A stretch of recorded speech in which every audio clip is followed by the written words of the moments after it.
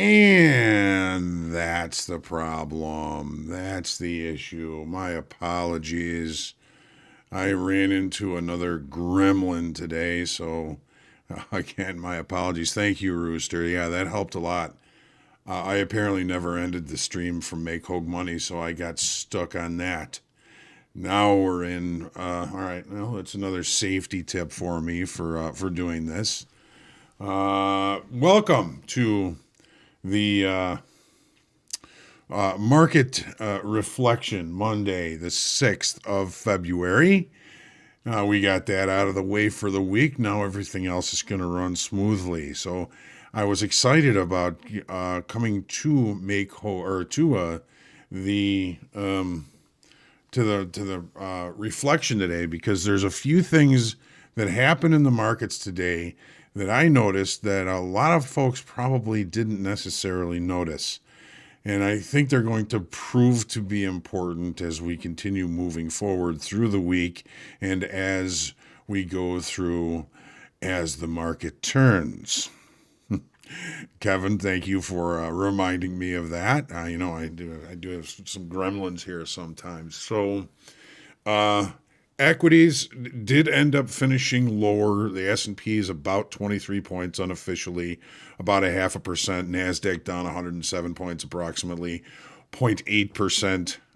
And the Dow closed about down 35 points, approximately down 1.1%, down 0.11%, not 1%, 0.1%. So nothing really moved that far as our equity is concerned. And I'm going to tell you my theory of why when we get to the charts. The only thing that we really had that kind of maybe would have affected markets late in the day was when Bostic started speaking. He said if necessary, the FOMC could return to 50 basis point hikes if necessary. He also says we have a good chance of avoiding a recession. They're going to, what did they say? They said, he said, it is necessary to investigate whether the January jobs report was an anomalous reading. Don't we all love those anomalies? So there wasn't really a lot to think about or talk about today as far as economic numbers are concerned. Other speakers, we know that we have Chairman Powell speaking tomorrow, as well as the State of the Union tomorrow. So whatever the president's going to say, he's going to say. I think it's going to be more impactful what Chairman Powell has to say tomorrow, if anything. So, as for the rest of the week, again, it's thin as far as economic numbers are concerned. 7:30 international trade in goods. Crude numbers on Wednesday, jobless claims on Thursday, consumer sentiment on Friday. Pretty run-of-the-mill stuff. So the markets are going to be kind of on their own as far as looking for new data. And we're going to be finding new data in what the markets are providing for us. And they did provide us some information today. I'm excited to show you that again. Thanks for coming to Make Hogue Money today. Don't forget, we have Make Hogue Money again tomorrow. I'm going to put in the link so you can get into the Zoom meeting if you would like to tomorrow. It allows you to vote. And we'll look forward to seeing you there again. And thanks for joining me for the group coaching session today. Hopefully there was some good stuff, great questions, as they are all the time. There's always really good questions in that. And again, thanks for joining me for that. And make sure you hit the lucky like button, share, comment, question, feedback, heckling, and make sure you subscribe to our YouTube channel so you get notifications when we do go live. And we do go live a lot. And sometimes we even screw things up when we go live, much like I did today. Take a look at the charts. Crude oil. All right. Market looked below last week's low, but we did see a pretty decent pullback today. This is the daily chart. We added 24,000 in open interest. The overlapping to lower price bar overlap here doesn't surprise me.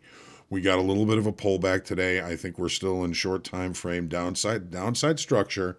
I don't think we're ready to start buying crude oil here just yet. Here's the 30-minute chart. So the falling off of price on Friday. What did we do today? We had, I would say this is a dead cat bounce. If we lost open interest today, I'm going to say that this was just some weaker hands short covering, bringing price back into value from yesterday after attempting to accept outside of it. This was a pretty rich target area down here, value low, last week's low. Settlement price was all right here, and it centered around all of it. So there was no really good opportunity that I saw against these levels. I think that's going to change as the week goes on, as the market turns. All right, now here's what I'm talking about in the S&Ps. So we know we lost open interest on Friday on the pullback. I believe we lost open interest on Thursday as well. We gained open interest on Thursday, lost it on Friday.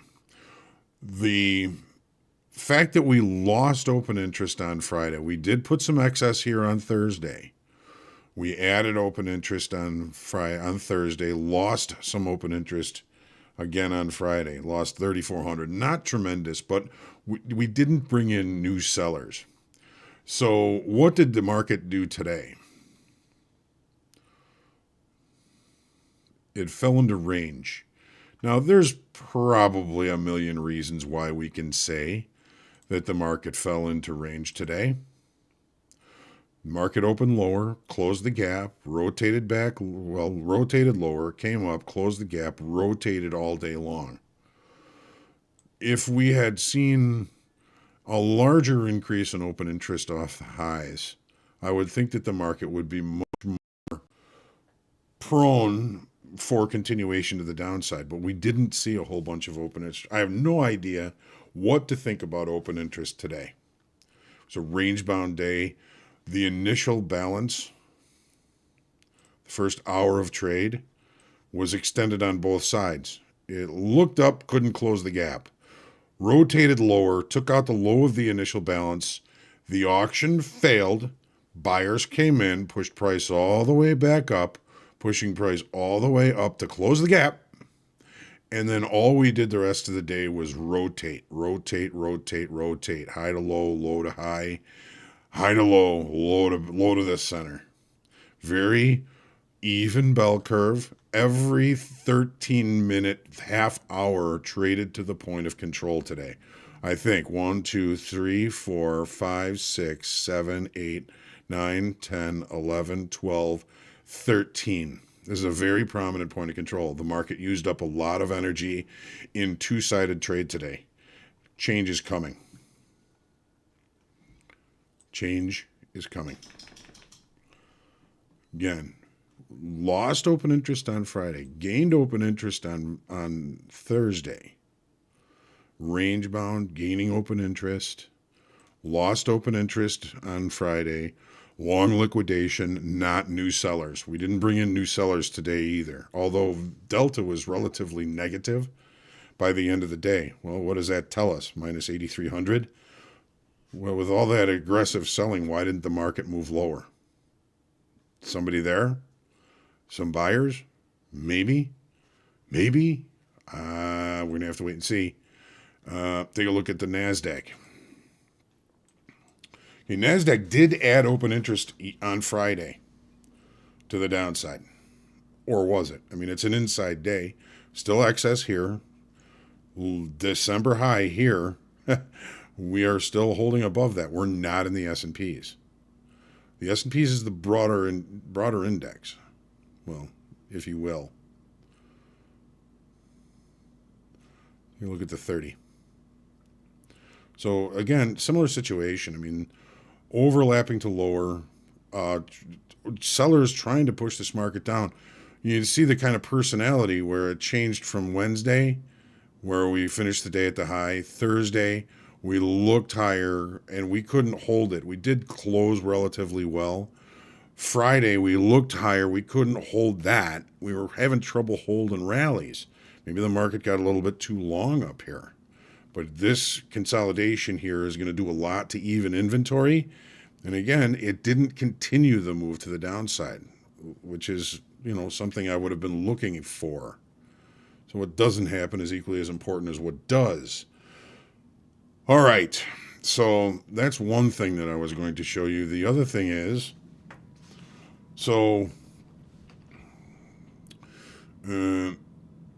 let's see here. Okay. Thursday and Friday, we lost open interest in this move to the downside in gold. Lost open interest of about 10,000 here. Estimated 18,000 loss on Friday. I'm going to take a look at that here. So the final on Friday, we lost 19,000. So it's more than we thought. Long liquidation. This was not new sellers coming in. Look at the low we put in today. We looked below the overnight low. Below last week's low, the end of the day on Friday, but we rejected. We didn't bring in new business. We're still taking care of old business. We need new business if this market is going to move to the downside. There's our look below last week. It was in the overnight on very low volume. The market just hung. It's a dead cat bounce. I'll give you that. But we didn't see continuation to the downside here today. All we saw was consolidation. Evening of inventory happens during consolidation. Last week's low is still a really important inflection level. We talked about that this morning, that last week's low, value low, point of control, and settlement were all right in this area. Look what put in our low, this zone down here that we're looking at.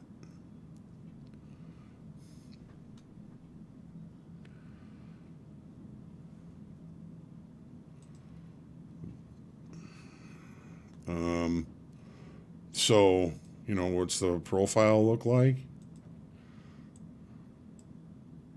Normal variation extreme. This market looks like it's going lower.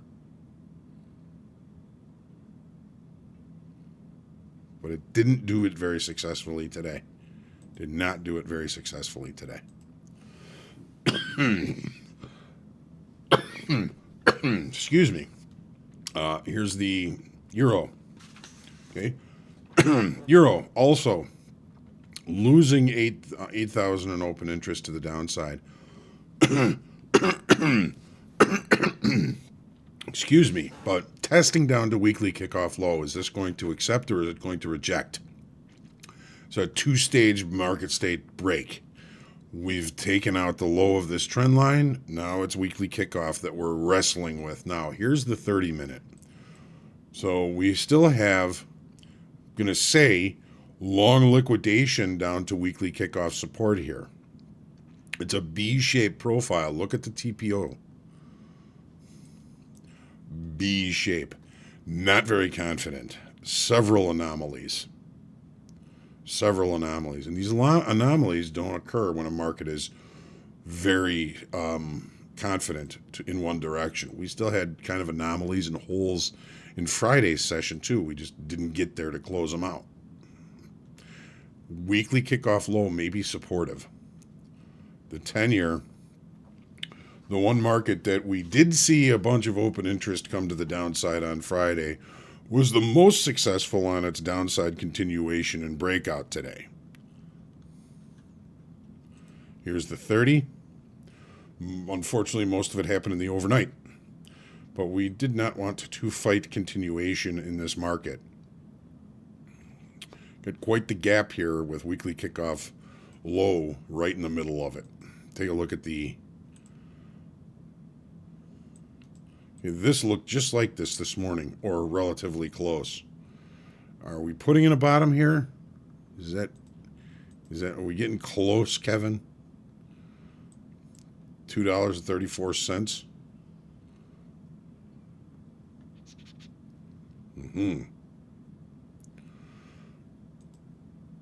So, a couple of interesting things, nuances really, that occurred in these markets today.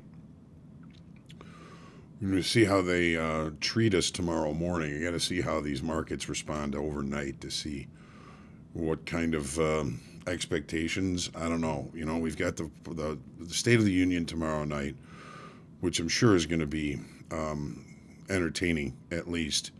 And then Powell speaking tomorrow as well. So, and I think he's speaking to Congress, I believe. So, I was talking about the low in natural gas, right? So,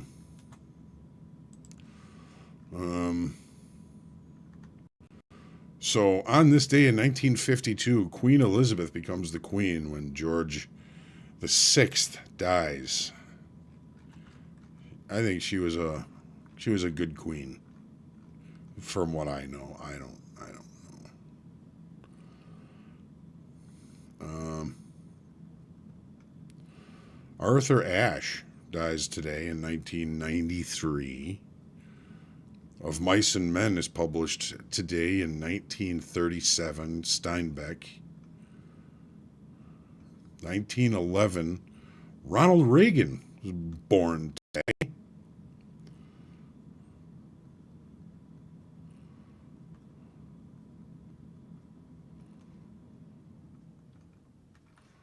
As far as music is concerned, it's Bob Marley's birthday today. Bob Marley. A huge influence. A huge influence.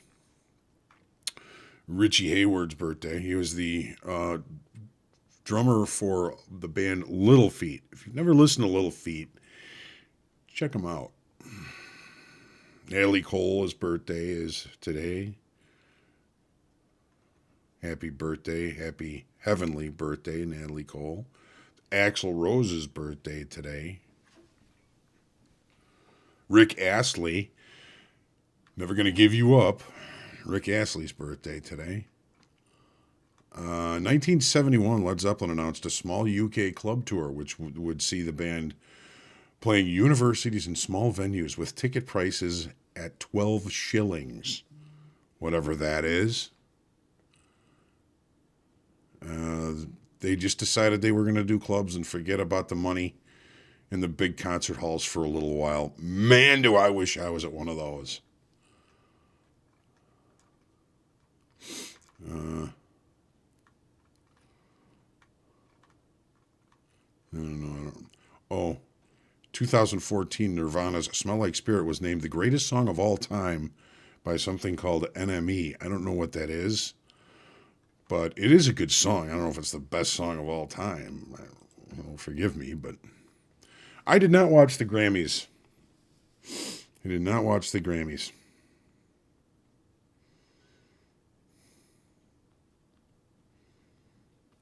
I don't know. It's not as much fun as it used to be to me. But it's still, all of those folks and all of those awards and everything, they deserve them. They've written more songs and have more albums than I do, that's for sure. So, all right, let's call this a reflection. Looking forward to seeing everybody tomorrow again on the market prep and for Make Hogue Money, the early session tomorrow. Get some good rest. Have a good night. Be kind to yourselves. Be kind to others. Say a prayer for peace. I'll see you in the morning. Have a good one.